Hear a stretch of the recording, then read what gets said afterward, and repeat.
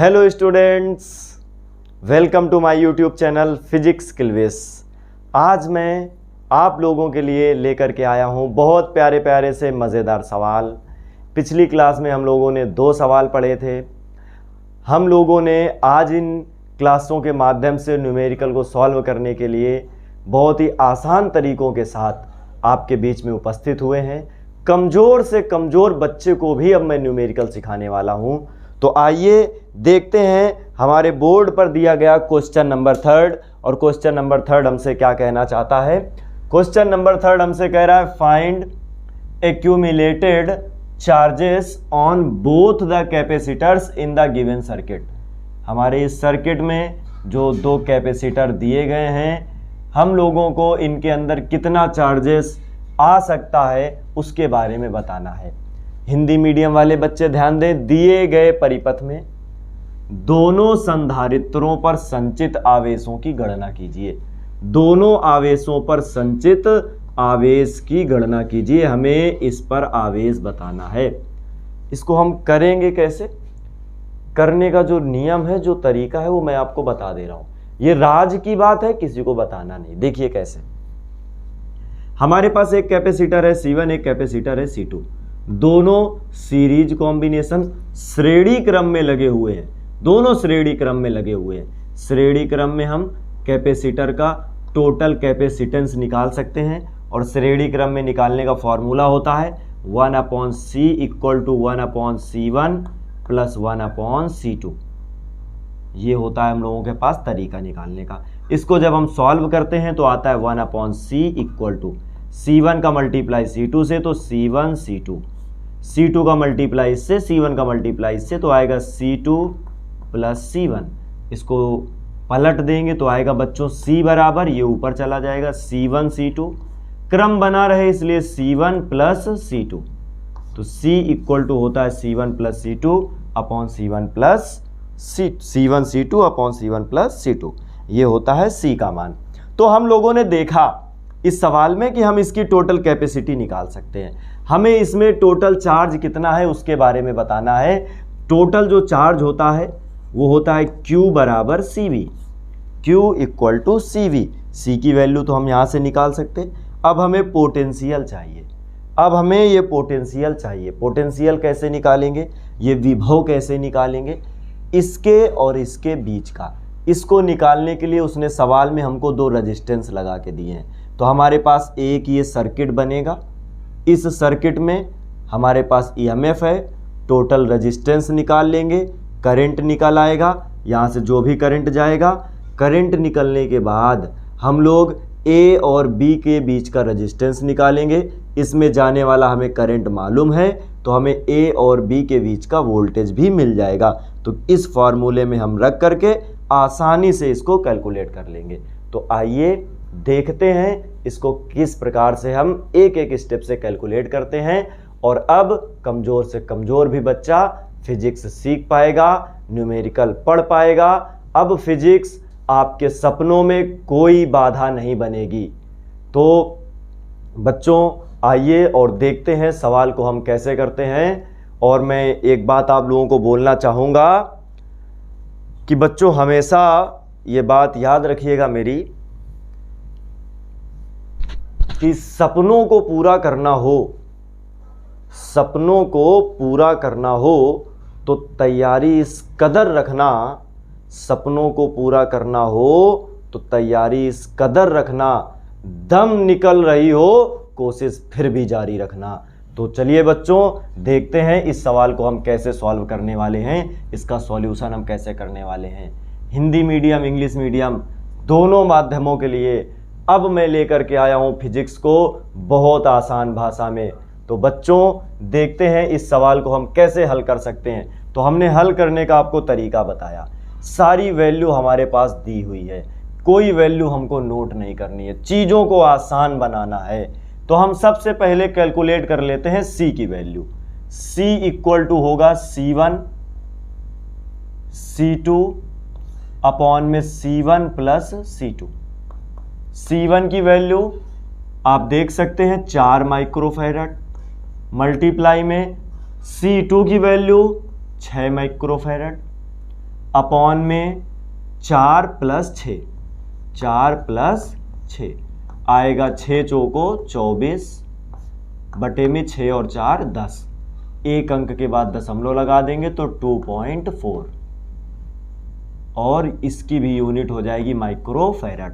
तो total capacity हमने one line में आसानी से निकाला, बहुत आसानी से हम लोगों ने C की वैल्यू को निकाला। अब हम चाहते हैं A और B के बीच का पोटेंशियल निकालना। तो सबसे पहले हम इसके टोटल रेजिस्टेंस की बात करते हैं। हमारे पास 3 रेजिस्टेंस है, R1, R2 और R। ये तीनों सीरीज कॉम्बिनेशन में है, क्योंकि यहाँ से करंट आ ही जाएगा, कैपेसिटर में करंट जाएगा नहीं, यहाँ से करंट ऐसे जाएगा और यहाँ से वापस आएगा।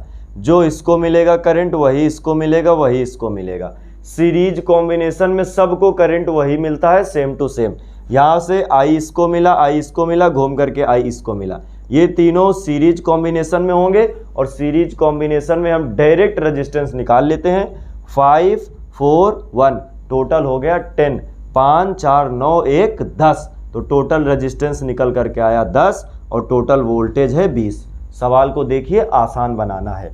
तो टोटल रेजिस्टेंस की अगर हम बात करें तो R equal to R1 plus R2 plus small r equal to 10 ohm. Total voltage की बात कर रहे हैं, टोटल वोल्टेज है 20 वोल्ट। अगर हम करंट की बात करते हैं, I equal to V upon R according to Ohm's law. अगर वोल्टेज E लिया गया है, अच्छा E क्यों है यहाँ पर, क्योंकि ये होता है इलेक्ट्रोमोटिव फोर्स। इलेक्ट्रोमोटिव फोर्स, यहाँ का जो पोटेंशियल होगा उसको हम V बोलेंगे इनके बीच का। इसका टोटल पोटेंशियल होगा E। ये वाला E पोटेंशियल इनको भी मिलता है और इसको भी मिलता है, लेकिन इनके बीच का जो पोटेंशियल होगा सिर्फ इनको मिलेगा। तो ये चीज़ें हम लोग देखते रहते हैं और समझते रहते हैं। तो बच्चों देखते हैं जरा, यहाँ पर आएगा E अपॉन R। अगर हम ध्यान से देखें, E की वैल्यू को नज़रअंदाज ना करें तो ये आएगा 20। R की वैल्यू टोटल हमने निकाली है 10, डिवाइड कर देंगे 2 एम्पियर, 0 से 0 काटेंगे 2 एम्पियर, करंट निकल आया। अब हम A से B की बात करते हैं। A से B के बीच का वोल्टेज हमने V ले लिया, A से B के बीच का वोल्टेज। तो ध्यान से देखिएगा, A व B के बीच का विभवांतर हमने V ले लिया। जो हमें कैलकुलेट करके लाना है V equal to question mark. यहाँ का रेजिस्टेंस रेजिस्टेंस R हम ले चुके हैं, इसलिए इसकी वैल्यू हमने R डैश ले ली। R डैश कितना हो जाएगा, देखिए 4 है और 5 है, 4 और 5 हो जाएगा 9। R1 plus R2, R1 plus R2 equal to 9 ohm. ये हमारे पास टोटल रेजिस्टेंस निकल आया। अब हमें कैलकुलेट क्या करना है, वोल्टेज कैलकुलेट करना है। करंट हमारे पास कितना है, 2 एम्पियर है। तो V equal to I R dash, Ohm का नियम, ओम्स लॉ यही कहता है। I की बात करते हैं, I होगा 2, R डैश की बात करते हैं होगा 9। तो बेटा टोटल आएगा 9 दूनी 18 वोल्ट। तो हम लोगों ने टोटल वोल्टेज निकाला 18 वोल्ट। हमारे पास वोल्टेज भी आ गया, C भी आ गया। अब Q पे हम वैल्यू रख के निकाल लेंगे कि कितना आवेश इस पर संचित हो जाएगा, कितना हमारा चार्ज जो होगा वो कितना इस पर संचित हो रहा है। तो Q इक्वल टू CV से, Q equal to CV, Q equal to C की वैल्यू आप देख सकते हैं, हमने पहले ही निकाल ली थी, माइक्रोफैरड में है। इसको अगर आप चाहें तो फैरड में चेंज कर सकते हैं। 2.4 इंटू 10 की पावर -6 फैरड। पिछली क्लास में मैंने इसके बारे में डिस्कशन किया है कि किस प्रकार हम वैल्यू को चेंज कर लेते हैं। तो यदि आपने हमारा पिछला लेक्चर पार्ट 2 नहीं देखा है तो जा करके उसको देख लें, पार्ट 1 को देख लें। तो पार्ट 1, 2 को आप देखने के बाद चैप्टर पढ़ने की कोई आवश्यकता नहीं है, वहाँ से सारा फॉर्मूला आपको मिल जाएगा। 2 वीडियोस में सारा फॉर्मूला प्लस 2 सवाल, बहुत आसान तरीके से मैंने फार्मूला मेकिंग पावर आपके अंदर डाली है। बहुत मेहनत से मैंने आपके अंदर ये पावर डाली है और मेहनत बेटा तुमको बहुत करनी है, क्योंकि बोर्ड एग्जाम में चाहिए 95+। तो बेटा ध्यान दीजिएगा, C की बात हम करते हैं। C कितना दिया गया है, हमारे पास C है 2.4 इंटू 10 की पावर -6। वोल्टेज की बात कर लेते हैं, वोल्टेज है 18। अब इनका मल्टीप्लाई करा देंगे तो Q इक्वल टू आ जाएगा 18 चौको 72, 72 की 2 हासिल लगे 7, 18 दूनी 36, 36 और 7 43, 43। एक अंक के बाद दशमलव है, लगा दिया, इंटू 10 की पावर -6, 10 की पावर -6। अब इसकी यूनिट क्या होगी? कूलाम। 10 की पावर 6 कूलाम को हम बोल सकते हैं माइक्रो कूलाम। तो Q बराबर आ जाएगा 43.2 माइक्रो कूलाम। तो बच्चों इस तरीके से हम लोगों ने सवाल को सॉल्व किया आसान भाषा में। आइए देखते हैं अगला सवाल। बच्चों तो हम लोगों के बीच में क्वेश्चन नंबर 4 जो 2020 में 2 नंबर में पूछा गया है बोर्ड एग्जाम में। तो चलिए देखते हैं इस सवाल को हम कैसे सॉल्व कर सकते हैं। 2 नंबर के सवाल को 2 मिनट में। कह रहा है find the energy store in the capacitor show in the figure. हमारे डायग्राम में जो आपको कैपेसिटर दिख रहा है इसमें कितनी एनर्जी स्टोर होगी उस एनर्जी के बारे में बताना है। हिंदी मीडियम वाले बच्चों के लिए विशेष, दिए गए परिपथ में दोनों संधारित्रों पर, सॉरी दोनों की जगह नहीं होगा, दिए गए परिपथ में संधारित्र पर संचित ऊर्जा की गणना कीजिए। संचित ऊर्जा की, आवेश नहीं है, संचित ऊर्जा की गणना कीजिए। 2020 में 2 नंबर में पूछा गया। फाइंड द एनर्जी स्टोर, संचित ऊर्जा की हमें गणना करनी है in the capacitor so in the figure. इस फिगर में, इस डायग्राम में हमें जो कैपेसिटर दिख रहा है इस कैपेसिटर की हमें एनर्जी को कैलकुलेट करना है, ऊर्जा को कैलकुलेट करना है। संधारित्र की ऊर्जा, कैपेसिटर की ऊर्जा, कैपेसिटर की ऊर्जा का आप एक फार्मूला याद रखें, 12CV²। बस इसी से सारे फार्मूले इसके बन जाते हैं। ये आपको याद है तो सवाल 2 मिनट में सॉल्व है। तो संधारित्र की ऊर्जा की जब भी हम बात करते हैं एनर्जी होती है U इक्वल टू 12CV²। अब हमें यहाँ पे कैपेसिटी चाहिए C, वोल्टेज चाहिए V। कैपेसिटी की बात करते हैं तो कैपेसिटी हमें दी गई है 2 माइक्रोफैरड हमारे पास है। वोल्टेज की बात करते हैं, वोल्टेज हमें चाहिए A और इसके बीच का, ये देखिए दोनों हमारे पास पॉइंट्स हैं, इसके बीच का हमें कैपेसिटी चाहिए, सॉरी वोल्टेज चाहिए। वोल्टेज कैसे निकलेगा? इसमें हमें रेजिस्टेंस टोटल फाइंड आउट कर लेना है। देखिए जब भी करंट जाएगा इस सर्किट में जाएगा नहीं, इसमें जाएगा, यहाँ आगे जाएगा, वापस घूम करके आएगा। इसमें करंट जाएगा I, इसमें भी I, इसमें भी I, वापस आया 2 एम्पियर। करंट हमें मालूम है, रेजिस्टेंस कितना हो जाएगा? 5 3 8 2 10। रेजिस्टेंस हमें मालूम है, हम यहाँ से वोल्टेज निकाल लेंगे और इस फार्मूले पे वैल्यू रख देंगे। तो आइए देखते हैं कैसे करेंगे। तो इसका आंसर देखते हैं। आंसर क्वेश्चन नंबर 4 है, आंसर की बात करते हैं। तो सबसे पहले हम टोटल रेजिस्टेंस की बात करते हैं। रेजिस्टेंस हो जाएगा 2, चलिए आप लोगों की सुविधा के लिए, थोड़ा सा कमज़ोर बच्चों के लिए, R1 मान लिया, R2 मान लिया, R3 मान लिया। तो टोटल आएगा R1 plus R2 plus R3 और टोटल अगर हम कैलकुलेट करेंगे तो 10 ओम। कैसे? कठिन नहीं, आसान बनाना है। 2 3 5 5 10, टोटल रेजिस्टेंस 10। रेजिस्टेंस पता है, करंट हमको डायग्राम में ही शो कर रहा है 2 एम्पियर। वोल्टेज की बात करते हैं, V इक्वल टू होता है IR, I की वैल्यू होती है 2 और R की वैल्यू हो गई 10 और 10 का गुणा 2 से कराएंगे, बेटा इतिहास गवाह है 20 आता है। और वोल्टेज की वैल्यू होती है वोल्ट, ये हमारे पास वोल्ट है। तो वोल्ट में हम केवल V भी बना सकते हैं, तो इतना कठिन प्रोसेस बिल्कुल अप्लाई नहीं करेंगे। तो आ गया हमारे पास 20 वोल्ट। अब हमें कैपेसिटर की ऊर्जा के बारे में बताना है। एनर्जी होती है U equal to 12CV²। Half C की वैल्यू है 2 माइक्रोफैरड, चेंज कर लेंगे बच्चों, 2 इंटू 10 की पावर -6। V की बात करते हैं, V है हमारे पास 20, स्क्वायर लगा है तो 2 टाइम्स लिख लेंगे, 2 से 2 कैंसिल हो गया, 2 2 सा 4 हो गया। U इक्वल टू निकल करके आएगा 2 दूनी 4, 2 0 हैं, 10 की पावर 2, 10 की पावर -6, तो आ जाएगा 4 इंटू 10 की पावर -6 नहीं भैया, 6 में 2 चला गया 4, और इसका मात्रक क्या होता है? जूल। तो बच्चों U बराबर हम लोगों का निकल आया 4, या हम इसको लिख सकते हैं 0.4, नहीं 4 ही रहने देते हैं, 4 इंटू 10 की पावर -4 जूल। ये निकल आई इसकी यूनिट। अब देखिए सवाल को, देखिए स्क्रीनशॉट अगर आप लेना चाहें, आपकी मर्जी है, आपने स्क्रीनशॉट ले लिया होगा।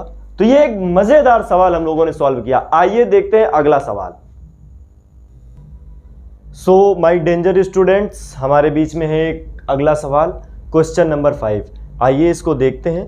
न्यूमेरिकल करने से ज़्यादा इंपॉर्टेंट है न्यूमेरिकल को समझना, तो इसको देखते हैं और करने का प्रयास करते हैं, कोशिश करते हैं। तो न्यूमेरिकल हमसे कह रहा है the area of each plate of parallel plate condenser is 100 centimetre square and intensity of electric field between the two plates is 100 Newton per coulomb.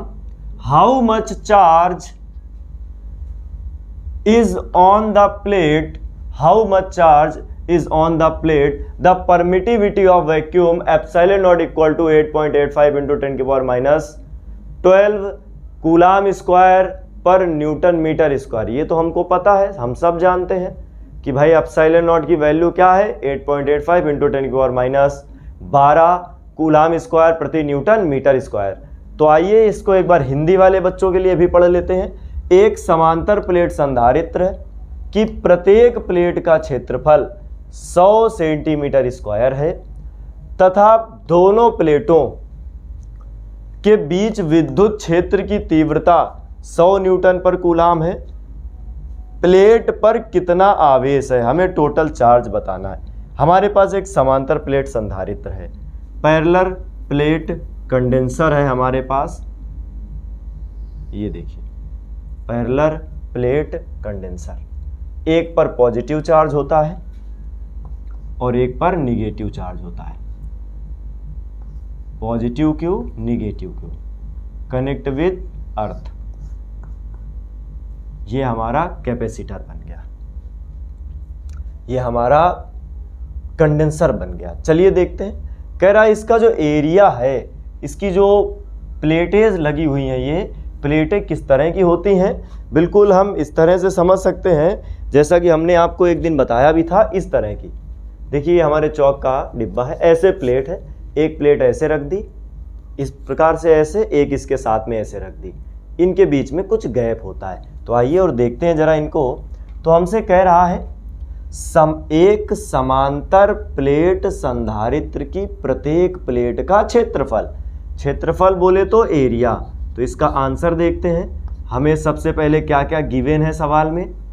Area की वैल्यू हमें दे रहा है, area students 100 centimetre square, 100 centimetre square, 100 centimetre square.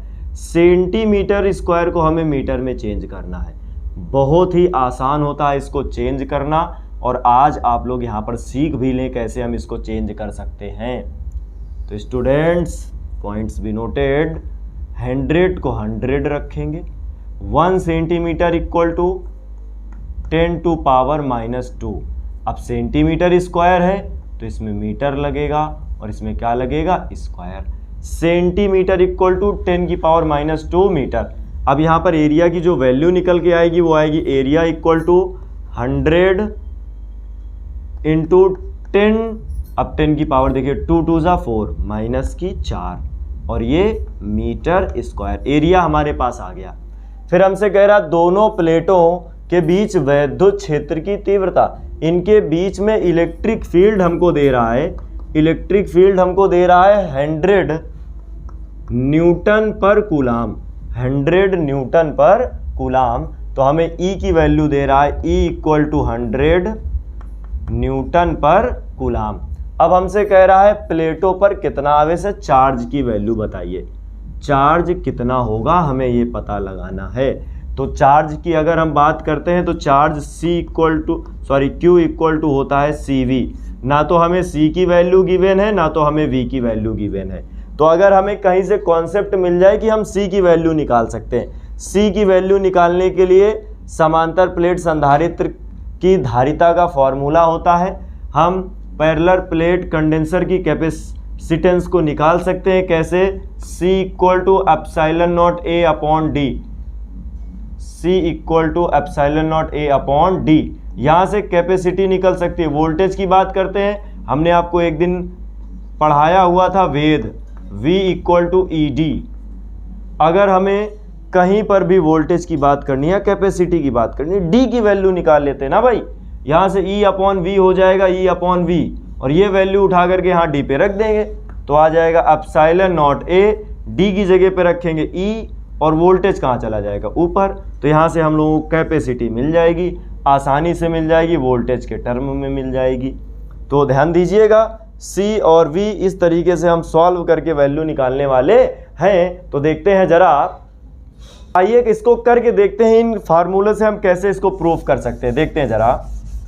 तो formula हम इसमें apply करने वाले हैं और आप ध्यान से देखेंगे, नजरें नहीं हटनी चाहिए आपकी बोर्ड से। हमारे पास E दिया है, A दिया है। हम सब जानते हैं समांतर प्लेट संधारित्र की धारिता C equal to epsilon naught A upon D। आसान भाषा में, बिल्कुल आसान तरीके से हम इसको करने का प्रयास करेंगे। ये हमारे पास वैल्यू दी गई है epsilon naught A upon D। हमें चाहिए क्या? चार्ज। हमें चाहिए क्या? चार्ज। Q चाहिए, Q। अगर हमें Q चाहिए तो Q इक्वल टू होता है CV। Q equal to CV, charge equal to CV। ये फॉर्मूला होता है धारिता का, Q बराबर CV। तो यहाँ पर C है, V का मल्टीप्लाई इधर करा दीजिए, V का मल्टीप्लाई इधर करा दीजिए, कोई प्रॉब्लम आपको हो ही नहीं सकती है। V इंटू C को हम बोलते हैं Q। Q equal to epsilon naught की वैल्यू 8.85 इंटू 10 की पावर -12। एरिया की बात कर लेते हैं, एरिया हमको दिया गया है 100 इंटू 10 की पावर 4। ये पावर हम 2 ले सकते हैं और इसको सॉल्व करेंगे तो आएगा 10 की पावर -2। 10 की पावर -2 कैसे? -4 में से 2 चला गया, माइनस का 2 बचेगा। वोल्टेज की बात करते हैं, V अपॉन D। हम लोगों ने एक फॉर्मूला पढ़ा है वेद। फॉर्मूला क्या पढ़ा है? वेद।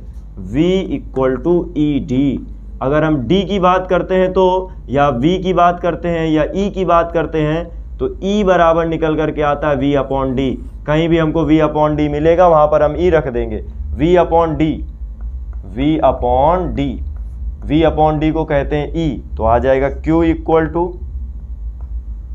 8.85 इंटू 10 की पावर -14। V अपॉन D को हम बोल सकते हैं E।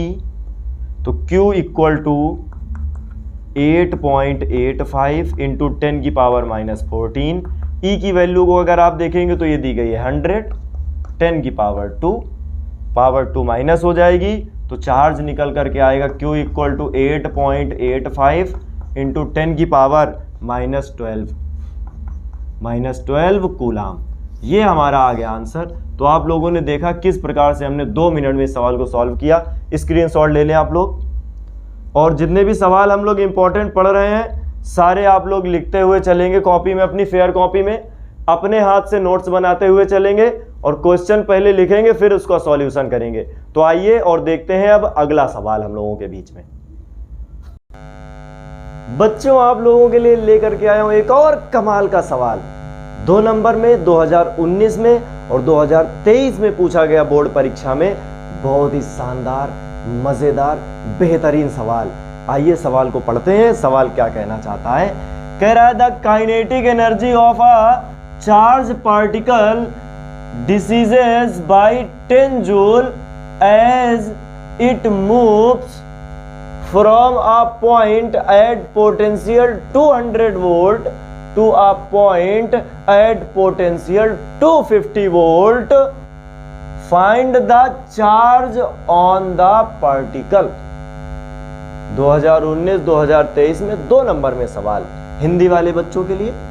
200 वोल्ट के विभव पर स्थित एक बिंदु से 250 वोल्ट पर स्थित दूसरे बिंदु तक एक आवेशित कण के गति करने पर उसकी गतिज ऊर्जा में 10 जूल की कमी होती है, उस कण का आवेश ज्ञात कीजिए। हमारे पास एक चार्ज पार्टिकल है, वो पॉइंट ए से पॉइंट बी पर गति करता है, ऐसे भाग के उड़ के गया शक्तिमान बन के, और जैसे ही यहां पहुंचा, यहां पर पोटेंशियल था V1, यहां पोटेंशियल था V2।